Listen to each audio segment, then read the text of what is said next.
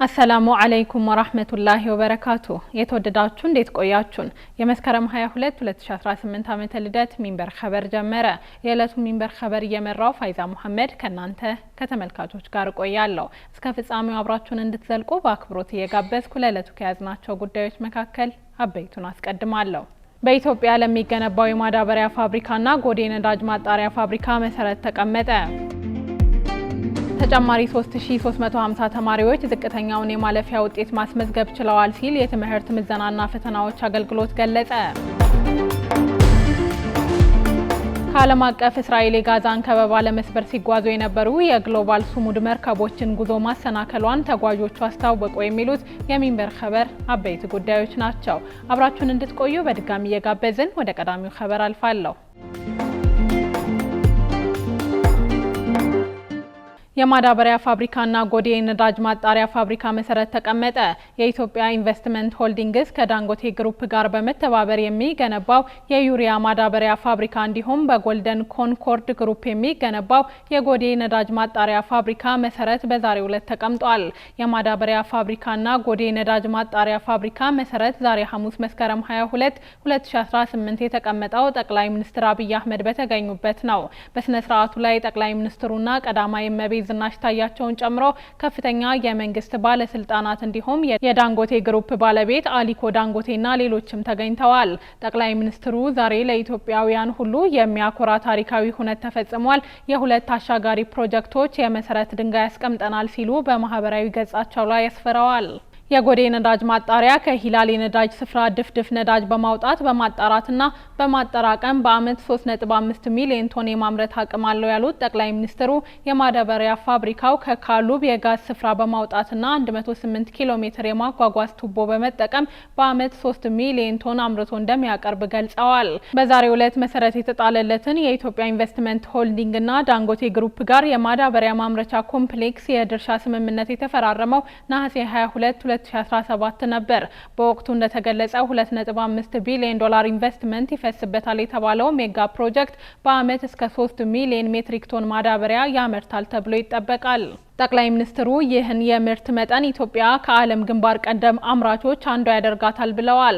ጠቅላይ ሚኒስትሩ አክለውም ፕሮጀክቱ በሀገር ውስጥ የስራ ዕድል እንደሚፈጥር፣ ለዘመናት ለተፈተኑት ገበሬዎች አስተማማኝ የማዳበሪያ አቅርቦት እንደሚያረጋግጥና መንግስት ለምግብ ሉዓላዊነት ወሳኝ እርምጃ መውሰዱን አመላካች እንደሆነም ጠቅሰዋል።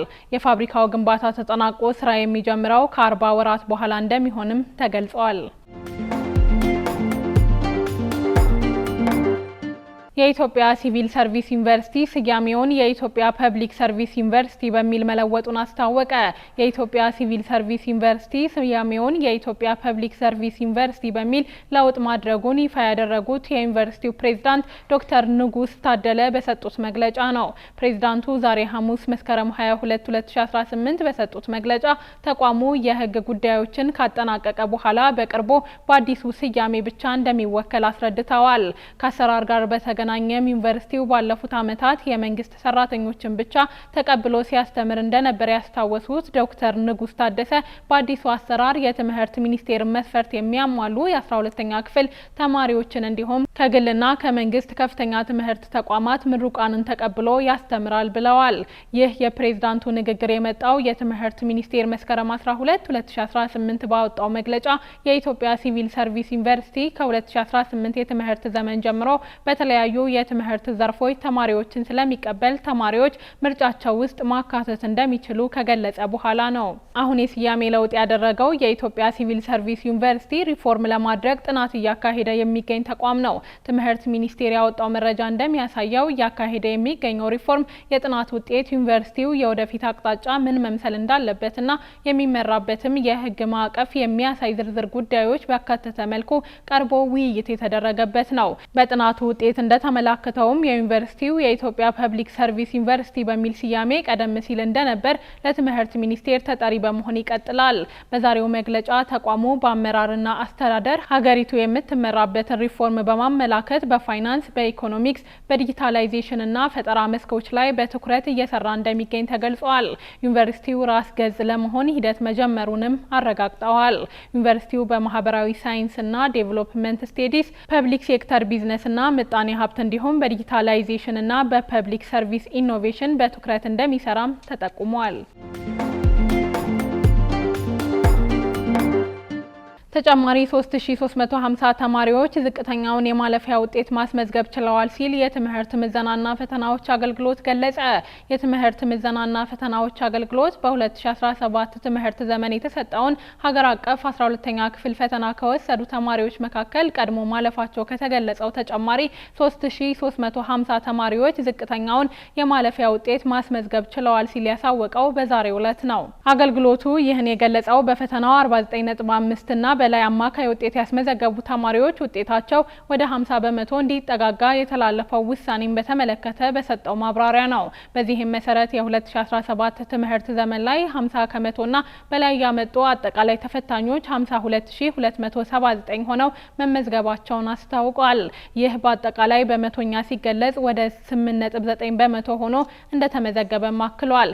የትምህርት ምዘናና ፈተናዎች አገልግሎት ማብራሪያ የሰጠበት በፈተናው 49.5 እና በላይ አማካይ ውጤት ያስመዘገቡ ተማሪዎች ውጤታቸው ወደ 50 በመቶ እንዲጠጋጋ ውሳኔ የተላለፈው የትምህርት ሚኒስትሩ ፕሮፌሰር ብርሃኑ ነጋ ለሁሉም ዩኒቨርሲቲዎች መስከረም 20 2018 በጻፉት ደብዳቤ ነው። የትምህርትና ስልጠና ፖሊሲ ተማሪዎች ወደ ቀጣይ የትምህርት ደረጃ ለመዛወር 50 በመቶና በላይ ማምጣት እንዳለባቸው መደንገጉን የሚገልጸው የሚኒስትሩ ደብዳቤ በዚሁ መሰረት በ2017 የትምህርት ዘመን በኢትዮጵያ ሁለተኛ ደረጃ ትምህርት ማጠናቀቂያ ሰርተፊኬት 12ኛ ክፍል ፈተና በአማካይ ውጤታቸው 49.5 እና 49.99 በመቶ ያመጡ ተማሪዎች ውጤታቸው ወደ 50 በመቶ እንደሚጠጋጋ ይጠቅሳል።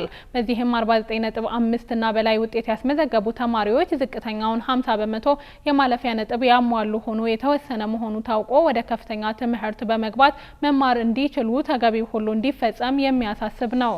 የትምህርት ሚኒስቴር ከዚህ ቀደም በሰጠው መግለጫ በ2017 ፈተና ከወሰዱ ተማሪዎች መካከል ማለፊያ ነጥብ ያስመዘገቡት 48929 ተማሪዎች መሆናቸውን መግለጹ ይታወሳል። ኢትዮጵያ በዓለም ጤና ድርጅት መድኃኒት ቁጥጥር ደረጃ 3 ውስጥ ተካተተች። ኢትዮጵያ በዓለም ጤና ድርጅት በመድኃኒት ቁጥጥር ደረጃ 3 ውስጥ መካተቷን የዓለም ጤና ድርጅት ዋና ዳይሬክተር ዶክተር ቴድሮስ አድሃኖም ገልጸዋል። ዶክተር ቴድሮስ ኢትዮጵያ በመድኃኒት ቁጥጥር ደረጃ 3 ውስጥ በመካተቷ ደስ ብሎኛል ሲሉ በኤክስ ገጽ ላይ ያሰፈሩት ጽሑፍ ገልጸዋል።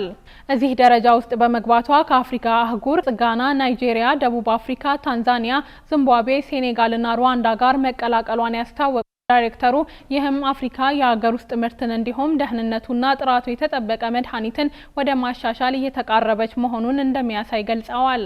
የዓለም ጤና ድርጅት መረጃ እንደሚያመለክተው ኢትዮጵያ ደረጃ 3 ውስጥ ልትገባ የቻለችው በምግብና መድኃኒት ቁጥጥር ባለስልጣን ቁርጠኝነት የተነሳ ነው። ባለስልጣኑ ከውጭ የሚገቡ መድኃኒቶችና ክትባቶች ዓለም አቀፍ ጥራትን፣ ብቃትንና ደህንነትን ያሟሉ እንዲሆኑ ከፍተኛ ስራ ማከናወኑንም አስረድቷል። የደረጃ ማሻሻያውን የሰጠው 250 መስፈርቶችን በመገምገም እንደሆነ ጨምሮ ገልጸዋል። በዓለም ጤና ድርጅት ደረጃ 3 ማለት የተረጋጋ፣ የተቀናጀና በአግባቡ የሚሰራ የቁጥጥር ስርዓት እንዳለ የሚገልጽ እውቅና ነው።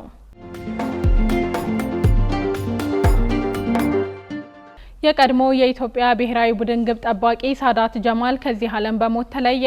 የቀድሞ የኢትዮጵያ ብሔራዊ ቡድን ግብ ጠባቂ ሳዳት ጀማል ከዚህ ዓለም በሞት የመለየቱ ዜና የተሰማው ረቡዕ መስከረም 21 2018 ነው። ሳዳት በቅርብ ጊዜ ባጋጠመው የጉበት እክል ሕክምናውን በሀገር ውስጥ ሲከታተል ቆይቶ ከቀናት በፊት ወደ ህንድ ሀገር ለከፍተኛ ሕክምና ቢጓዝም በዚያው ህይወቱ አልፏል። በአዲስ አበባ ተክለ ሃይማኖት ጡረታ ሰፈር በመባል በሚጠራው አካባቢ ያደገው ሳዳት ግብ ጠባቂነትን የጀመረው የአንደኛ ደረጃ ትምህርቱን በሚማርበት ትምህርት ቤት ውስጥ ቁመናና ቅልጥፍናውን ተመልክተው እጩ ባደረጉት የስፖርት መምህሩ አማካኝነት መሆኑን በህይወት በነበረበት ጊዜ በሰጣቸው ቃለ ምልልሶች ላይ ተናግሯል። በዚህ በመቀጠል በመብራት ኃይል ሲ ቡድን ከብዙ ታዳጊዎች መሀል አልፎ በ1985 መቀላቀል የቻለ ሲሆን ወደ ዋናው ቡድን እስካደገበት 1989 ድረስ ለ4 ዓመታት ተጫውቷል።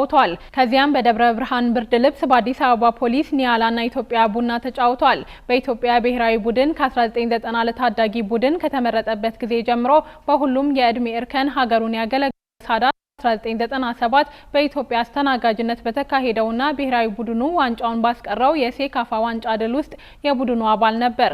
ጓንቱን ከሰቀለ በኋላ ወደ ግብ ጠባቂ አሰልጣኝነቱ በመግባት ሐዋሳ ከተማ፣ ሲዳማ ቡና፣ ሀዲያ ሆሳና፣ አዲስ አበባ ከተማ ሴቶች ቡድንን እንዲሁም በኋላም በወራቤ ከተማ የታዳጊዎች ፕሮጀክት በመክፈት እየሰራ ይገኝ ነበር።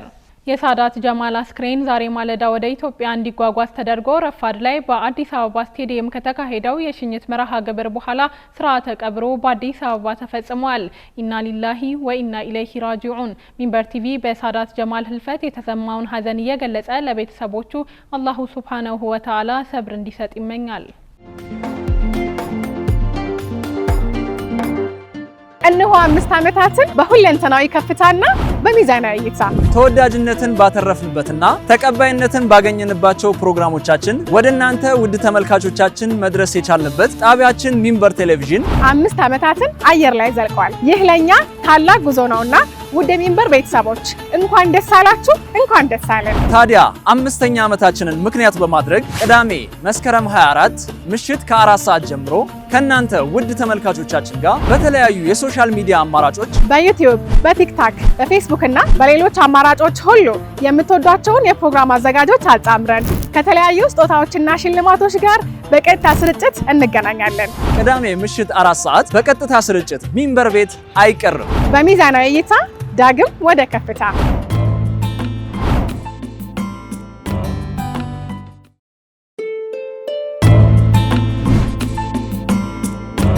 ከ1800 በላይ ቀናት 43000 ሰዓታትና በሚሊዮኖች የሚቆጠሩ ደቂቃዎች። እነዚህ ቁጥሮች የጉዟችንን ርዝመት ብቻ ሳይሆን ከናንተ ጋር አብረን የገነባነውን ሚዛናዊ አመለካከት፣ አንድነትና ወንድማማችነትን በጉልህ ያሳያሉ። ባለፉት 5 ወርቃማ ዓመታት ዋነኛ መርሃችን የነበረውን ሚዛናዊ አመለካከት የማጉላት ሂደት በትጋት እናሳካው ዘንድ አብራችሁ ለተጓዛችሁ ውድ ተመልካቾቻችን፣ ለአጋር ተቋማት፣ ለታታሪ ሰራተኞቻችንና ለመጋቢ ድርጅቶች ሁሉ ልባዊ ምስጋናችንን እናቀርባለን። ዛሬ የ5 ዓመት ስኬታማ ጉዟችንን ስናስታውስ የጉዞ ባለቤቶች እናንተ ውድ ተመልካቾቻችንና አጋር ተቋማት ጭምር መሆናችሁን በላቀ ስሜት እንገልጻለን።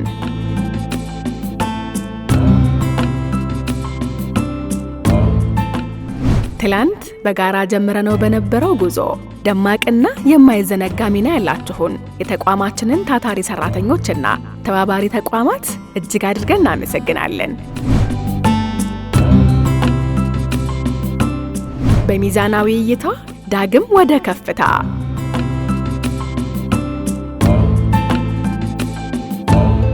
ሚንበር ቲቪ ሁለንተናዊ ከፍታ። እነሆ ልብ የሚያሞቅ ታላቅ खबर አለን። በሚንበር ቴሌቪዥን ወደ እናንተ ውድ ተመልካቾቻችን የደረስንበትን 5ኛ ዓመት ምክንያት በማድረግ ዑምራ ልንሸልሞ ነው። ከሰኞ እስከ ሰኞ ምሽት ከ3 ሰዓት ጀምሮ ከኛ ጋር በመሆንና በየምሽቱ በሚቀርቡ የጥያቄና መልስ ፕሮግራሞች በመሳተፍ የዑምራ ተሸላሚ ይሁኑ። ዝግጁ? እነሆ የመጀመሪያውን የጥያቄና መልስ ፕሮግራማችንን ዕለተ እሁድ መስከረም 25 2018 ከምሽቱ 3 ሰዓት ጀምሮ ማቅረብ እንጀምራለንና ይጠብቁን። መልካም ዕድል። በሚዛናዊ እይታ ዳግም ወደ ከፍታ።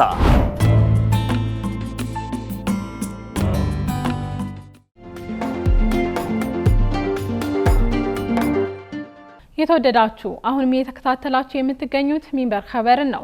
አብራችሁን ስላላችሁ ደስ ይለናል። ለሚንበር ኸበር ጥቆማ ወይ ማስተያየት ካላችሁ በአጭር የስልክ ቁጥር 9282 ላይ ብትልኩልን አጣርተን መልሰን ለእናንተው እናቀርባለን።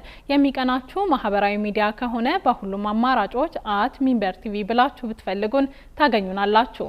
ድረገጻችንን www.minbertv.com ብትጎበኙ ደግሞ አዳዲስ መረጃ ታገኛላችሁ።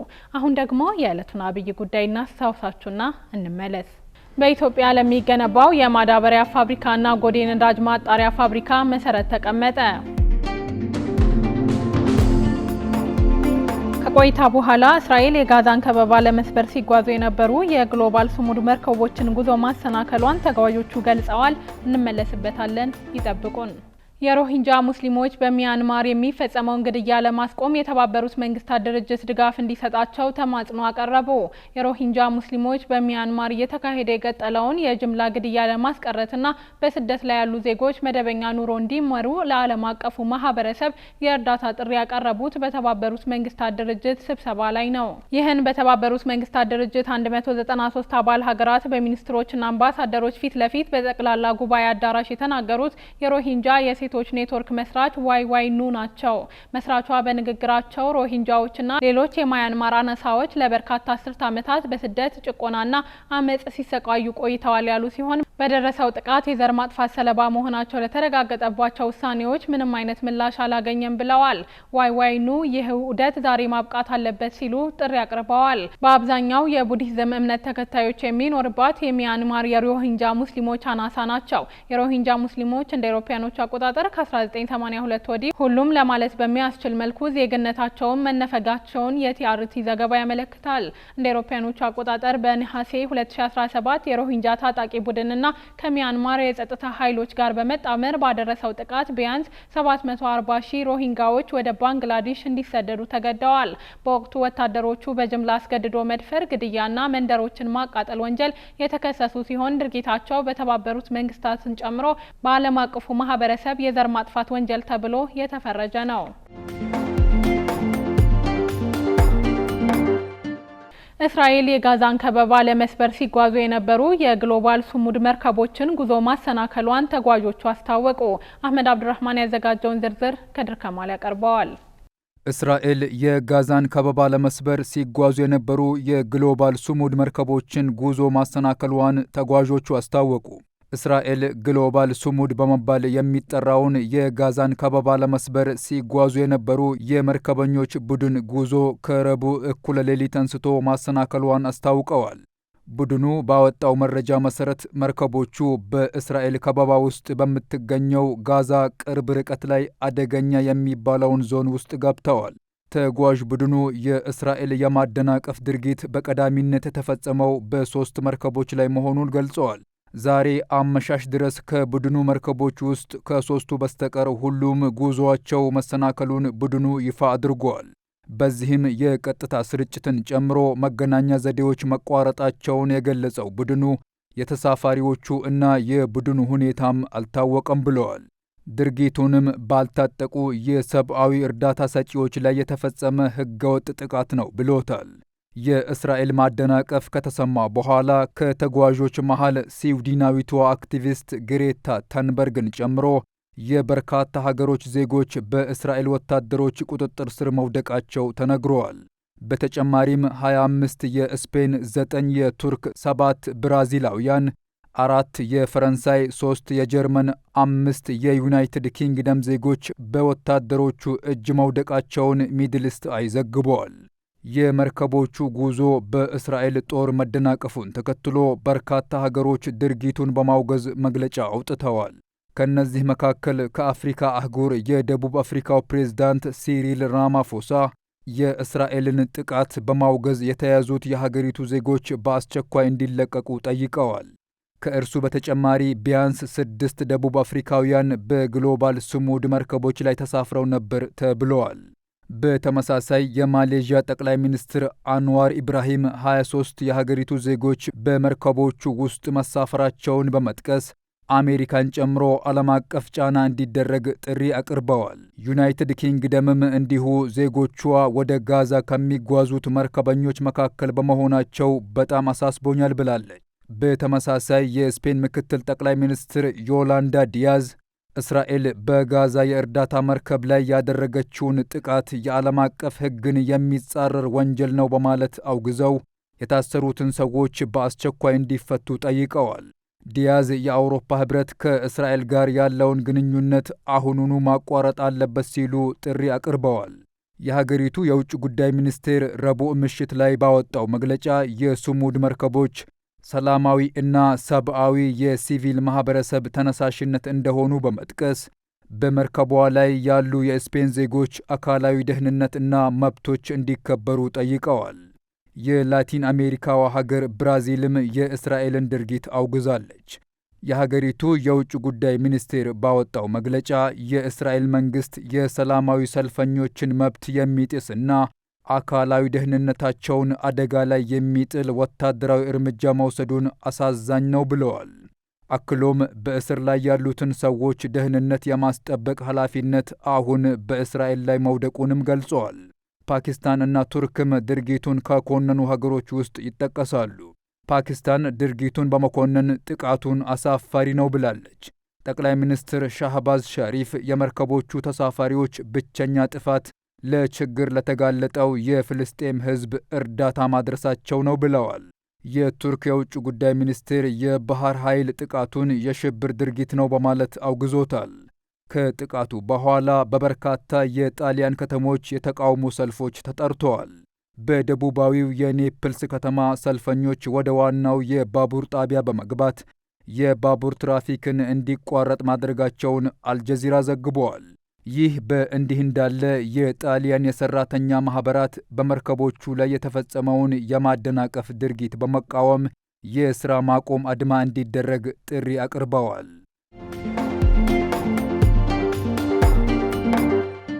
ውድ ተመልካቾች ለዛሬ ያዘጋጀነው የሚንበር ኸበር በዚሁ ተጠናቀቀ።